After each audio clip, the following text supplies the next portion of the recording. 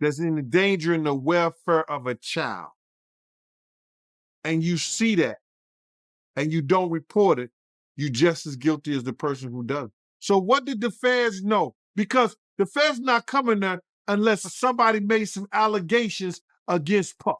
A video of Shah Diddy Combs introducing his adopted daughter, Ava Barron, surfaced just a day after 2 of his homes were searched for sex trafficking. In a 2020 TikTok video, the Bad Boy Records CEO asks Barron to introduce herself to his Instagram fans during a live session. My name's Ava. I'm a Scorpio. No. What's your last name? Oh, Ava Combs. What's your other last name? Ava Baroni. Ava Baroni Combs? Yes, it's breaking news. Diddy adopted a white child. I want you to tell them the story about how I adopted you. But you still have beautiful parents but you're my child also. But please tell the story. So, I was on the streets, and then Papa Combs decided that he would like to be a caring man. So then he saw me and decided to pick me up and said to come inside and play with his kids. Yeah.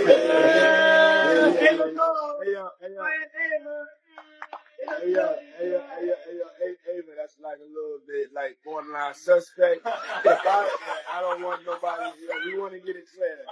I adopted you like Madonna adopted kids, and everybody else adopted kids. Charlize Theron, everybody's ever adopted Sandra Bullock.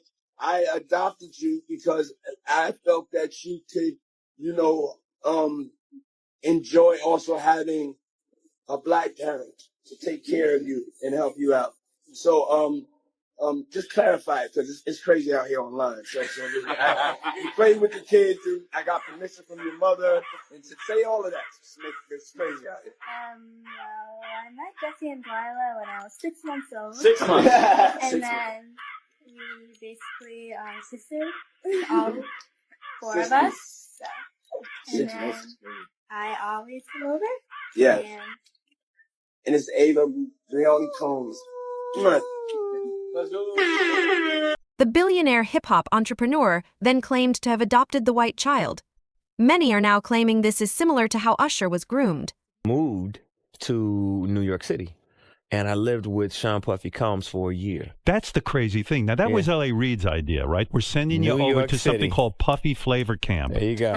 To learn Flavor Camp. Yeah, Flavor that's Camp. what it was called. And you're going to go to Puff Daddy's. He's going In the 90s, do you understand what that's like? Puffy's place was like just filled with chicks and orgying like nonstop, right? No, not really. I mean, but hey, it was curious. I got a chance to see some things. Yeah, but you were 13. What were you seeing? I went there to see the lifestyle. Right. And I saw it. And it was but I don't know if I could indulge and understand what I was even looking at. It was pretty wild. So nobody tried to, some woman didn't come along. I didn't say that. Okay. I didn't say that. What I did say is that there were very curious things taking place. Uh-huh. And I didn't necessarily understand it. Uh-huh. Biggie Smalls was there. Biggie Smalls was there. Lil' Kim, Craig Mack. All these people are hanging around. Yeah, man. Faith Evans, And your parents Jodeci, were Mary J. okay? Blige. They didn't know nothing about this. Oh. I was having a good time. You know what I mean? Does he have you doing any chores? Are you doing dishes at all? I mean, to keep you humble somewhat? Or are you just like, can you stay up till 4 a.m. with them and party? I mean, I could. I actually stayed up longer than them. And do you have money? What's going on? I mean, I had like per diem. I had like, what like a living. life. Yeah, it's pretty crazy. 14 years old. You're a dad now. Would you ever send your kid to Puffy camp? Hell no. See? Sadly enough, Usher seems to still be protecting Diddy, according to Gandil. A trauma response, perhaps? Looking at this lawsuit, right? Lil Rod, he alleges that, Diddy told him personally that he had sex with Usher.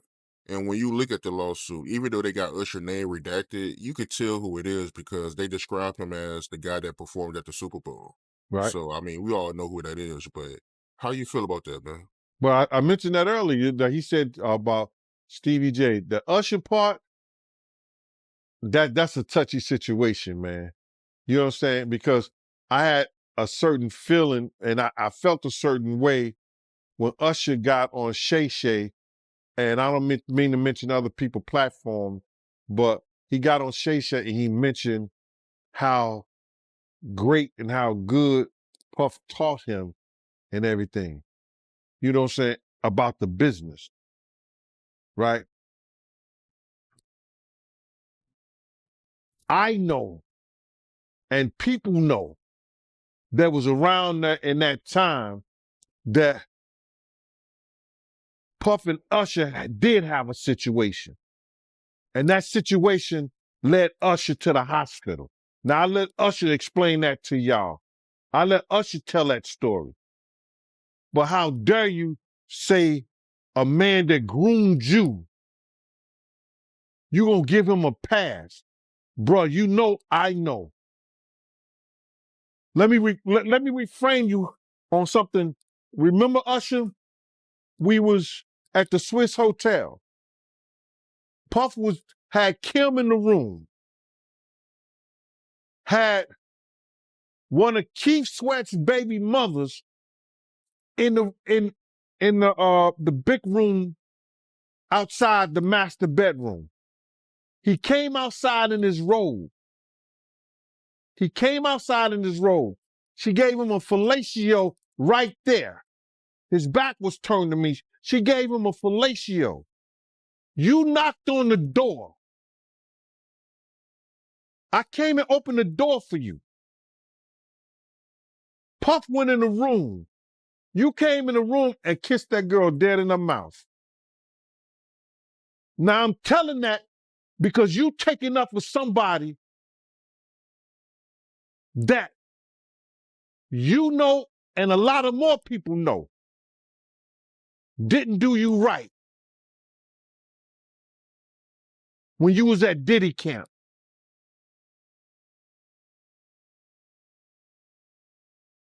Y'all put it together. And what you mean by Diddy camp?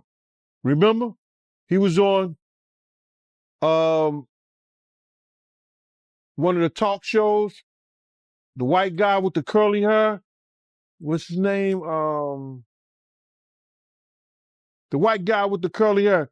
And he said, yo, would you send your son to Diddy camp? And Usher said, no. Ask him why he won't send him to Diddy camp. But yet and still you praise him.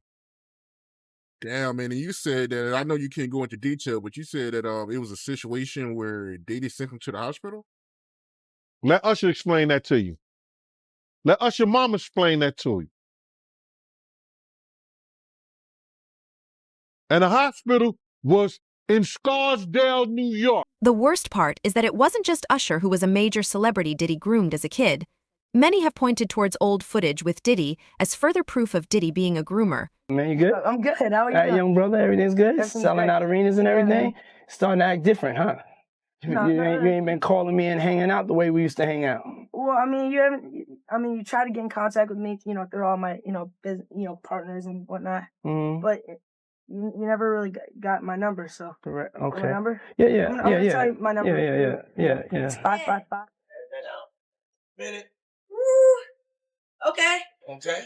All right, so I'm gonna be driving this next year. Yeah, when you get 16, you come down, you gotta, wear your seat. I mean, I'm 15. You could ride in the passenger seat. I got my permit. Not yet. No.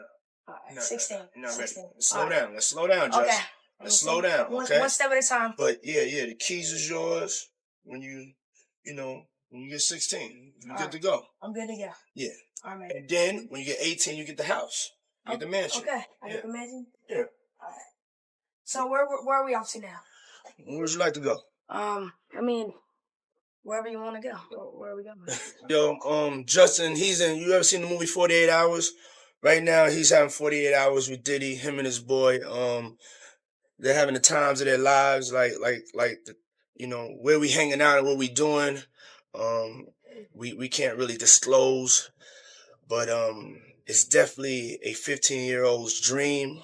I have been given custody of him. He signed to Usher. I'm signed to Usher. I had legal guardianship of Usher when he did his first album. I did Usher's first album. I don't have legal guardianship of him, but for the next 48 hours, he's with me. So and we gonna go full crazy. I'm going crazy. Crazy. I'm taking this out tonight. What you want to do? What you want to do over the next 48 hours? 48 hours. Let's go. Let's just go get some girls. Let's go hang out with some girls. A man after my heart. That's what I'm talking about, kid.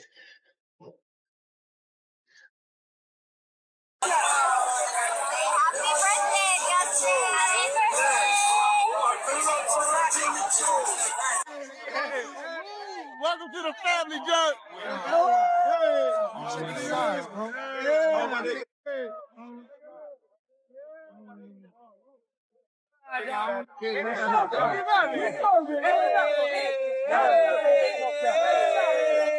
In addition to that, Gandeal also recently came out to talk about how Diddy was investigated for his relationship with underage boys some time ago. Made a comment, right, saying that you knew someone that went through Jimmy Henchman proffer agreement for a drug case. And the proffer agreement revealed that Jimmy Henchman, he could have walked away if he would have given up Diddy. What she mean by that?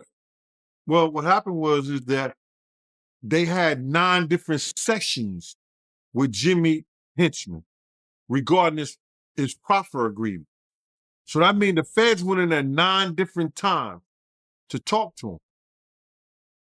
And in those sessions, they asked him, what do you know about Sean Puffy Combs or Sean Diddy Combs? I don't think it was Puffy at that time. It wasn't Diddy at the time. But what do you know about Sean John Puffy Combs having sex with underage boys?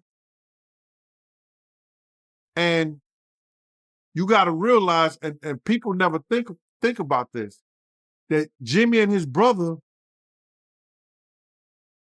I think they had the same charges. But his brother walked away from that, and Jimmy gets life without the possibility of parole, I think. Which is crazy. For any drug charge. Nobody should spend their life in jail for drug charges.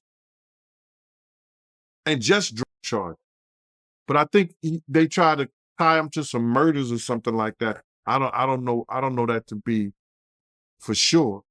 But he shouldn't spend his life in jail for no drug charges. Not at all. So, but they was gonna let him walk if he had any information regarding Puff having sex with underage boys. That the feds asked him in 2011. In 2011, brother. So what did the feds know? Because the feds not coming there unless somebody made a report or somebody made some allegations against Puff in 2011 to ask a friend of his, Jimmy Henchman, what do you know about that? But for them to ask him about that, it had to be more than a rumor. Somebody made a complaint somewhere. And the feds got hold to that complaint. Now they're going to investigate that complaint when they get people under the barrel, like they had Jimmy Henchman. That's why they asked him. If he did know information, right, why you think he didn't tell?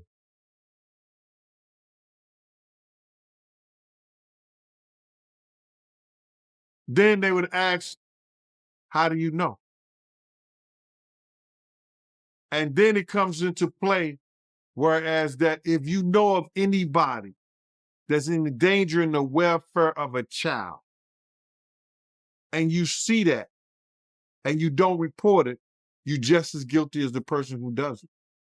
A comment was made saying that someone knew a person who went through a proper agreement with Jimmy Henchman. In the proper agreement, it was revealed that Jimmy Henchman could have walked away if he had given up Diddy. What was meant by that? Well, what happened was that they had 9 different sessions with Jimmy Henchman regarding his proper agreement. That meant the feds went in 9 different times to talk to him. In those sessions, they asked him what he knew about Sean Puffy Combs or Shy Diddy Combs having sex with underage boys. People never think about this. Jimmy and his brother, I think, had the same charges, but his brother walked away and Jimmy got life without the possibility of parole. might have tried to tie him to some murders or something like that. But I don't know for sure. He shouldn't spend his life in jail for drug charges. Not at all. They were going to let him walk if he had any information regarding Puff having sex with underage boys. The feds asked him in 2011. So what did the feds know? The feds don't come unless someone made a report or allegation. For them to ask him about that, it had to be more than just a rumor. Someone made a complaint somewhere and the feds got hold of that complaint. Now they were investigating that complaint. When they get people under the barrel, like they had Jimmy Henchman, that's why they asked him. If he didn't know any information, they would have asked, how do you know? So when I tell these stories, they don't believe. And some of them, I heard, I'm there. Yo, I have Fridays, Saturdays, and Sundays. When I come to work, yo, Gene, this what happened. Yo, Gene, did you hear that? Yo, Gene, da-da-da-da. Potential witnesses have been contacted and notified by federal investigators that they may be called to testify in front of a grand jury. You done birthed a lot of these fucking content creators. Well, what happens here is that the federal government started a case with him. Apparently the search warrant that had his houses in Miami and LA was pre-planned already. They knew they were going to do that. So they have a much bigger case. And I don't know if he said kill her, but I heard the part about the putting in the car, and that's the same shit that when Kirk Burroughs wouldn't sign over his rights to Bad Boy, his 25%, that he was threatening to do. Kirk was like, yo, put that nigga in the car and drive him around. So I could see him doing that shit with the putting in the car stuff, but I don't see him killing her for the article and all that, bro. But the putting her in the car, something like that, I could see him saying that to her. So that's something that he told the Kirk Burroughs too then? Yeah, he told Kirk Burroughs that when he was threatening with them baseball bats. What's the story with that, yo? I think it was like Kirk had to sign over Bad Boy. He had like 25% of Bad Boy. But for them to get the deal, everything had to be in one lump thing. Like somebody couldn't owe 25%, somebody couldn't owe for Puff to do the deal. So Kirk had to sign over his shares in order for them to do the deal, which I didn't never understand. It wasn't my business to understand it. But Kirk ended up signing over it back to Diddy with the promise that he was going to get it back once they do the whole thing with Clyde Davis and everything. And Kirk had to be threatened in order to do it. And that was with it was no real baseball bats. You know those mini baseball bats you get from the games back in the day? Those little short baseball bats, they used to give them back in the day when we was growing up. I don't think they do that anymore. You know, so Puff threatened Kirk with that, a couple other dudes, and told me, you're gonna take this long ride or you're gonna give up that percentage of the company. And that's when Kirk Burroughs, he signed it over, he was scared? Yeah, he's scared. What else he gonna do? Yeah, that's crazy. I mean, to hear that from you, that confirms it. Because when people hear this, they start to believe that, it's being made up and, people going overboard with the lies. But, to hear that from you. Yeah, I know, bro. And that's the whole thing about it is that. But then, some people, they go by faith and other people go by sight. You know what I'm saying? I live by faith, brother. See, nobody believed he was the man that he was until they seen him running down the hall, throwing that little girl against the wall, throwing her on the floor, and start kicking her like she was somebody's soccer ball. They had to see that to believe the evil in him. So when I tell these stories, they don't believe. And some of them, I heard, I'm there. Yo, I have Fridays, Saturdays, and Sundays. When I come to work, yo, Gene, this what happened. Yo, Gene, did you hear that? Yo, Gene, da-da-da-da-da. I'm looking at this nigga like, for real? Wow. So now everybody think that because I talk about it, that I was a part of it and I saw it. Not everything. Did we have to rough some cats up? Yeah. I'm for that. Back in the day, I'm for that. Whatever. Sue's Rendezvous was gladiator school for me. I love that, especially when dudes start talking that stuff and what they gonna do. That's a younger part of Gene. When we doing them parties, I'm at the front door and dudes are talking that smack. I'm for that. That was a younger Gene. These are just stories of my life. It's a difference. So when Puff did some of those things like that, yeah. But I'm not going to be involved in them hurting somebody's daughter, drugging somebody's daughter, or raping somebody's daughter. Not Gene Deal. I got daughters of my own. I got sisters. No, you're not doing that. So when these guys make up that shit out here on these content creators and want to believe this and say that, you can make your mouth say anything.